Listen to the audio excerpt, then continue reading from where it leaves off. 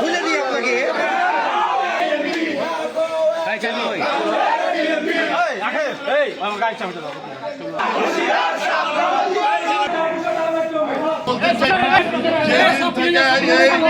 Family কার্ডের তথ্য সংগ্রহকারী এবং সুপারভাইজার নিয়োগের কথা হয়েছে, সেই দিন থেকে আমরা ইউনো মহোদয়কে বলেছি, শুনেন এটা তারেক রহমানের প্রোগ্রাম, আমাদের প্রধানমন্ত্রীর প্রোগ্রাম। এই প্রোগ্রামে বিএনপির নেতৃবৃন্দর সাথে আলোচনা সাপেক্ষে করবেন। তারপরে বলেছি যে পরীক্ষা আপনারা নিচ্ছেন, আপনাকে কোনো কথা বলেননি, পরীক্ষা নেওয়ার অসুবিধা নাই। 800 জন পরীক্ষার্থী পরীক্ষা দিচ্ছে, যদি আপনারা 150 জন মেধা তালিকায় রাখেন, তারপরে আলোচনার টেবিলে বসেন।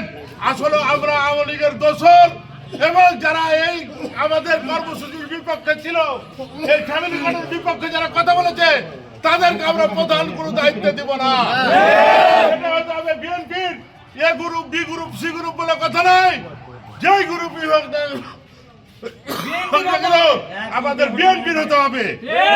আমাদের কোনো কথা তৎকা না করে, চুরি করে রাতের অন্ধকারে রাত 11টার সময় অবৈধভাবে অবৈধ নিয়োগ ফলাফল দিয়েছে।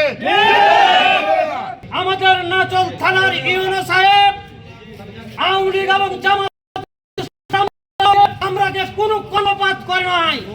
আমরা ধন্যবাদ চাই, এত বড় একটি দল বর্তমান আমাদের প্রধানমন্ত্রী তারেক রহমানের প্রোগ্রামকে উনি ছোট করে লাঞ্ছিত করে আজকে একটি কমিটি দিয়েছে। এটিকে মেনে চললে আজকে সারাদিনের মধ্যে ইউনো সাহেবকে বলবো, ওসি সাহেব আপনি উপস্থিত হয়েছেন, ভালো কথা,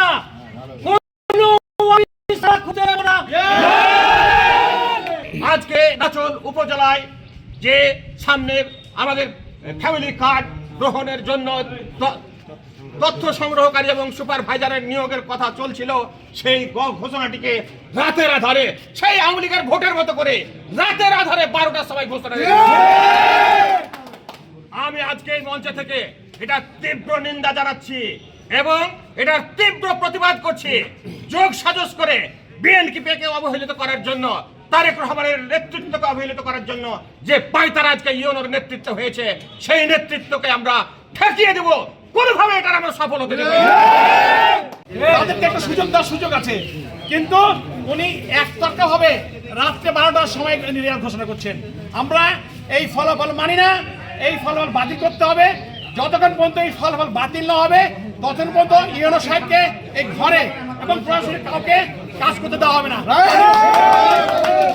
অপমানিত হয়েছে, অপমান বোধ করছে। আজকের এই নিয়োগ প্রক্রিয়াকে বাতিল পূর্বক পূর্ণ আবারও নিয়োগ প্রক্রিয়ার জন্য আবেদন করছি। এই আবেদনে আপনারা সাড়া দিবেন। যদি সাড়া না দেন, আপনার না চলে ইউনোগিরি চলবে না। সাথে এই প্রশাসনের যারা জড়িত আছেন, বিশেষ করে সমাজ সেবা অর্থাৎ অথরিটি, সাথে সাথে যারা সাইনিং অথরিটি নিয়োগ প্রক্রিয়ার পিঠের চামড়া থাকবে না।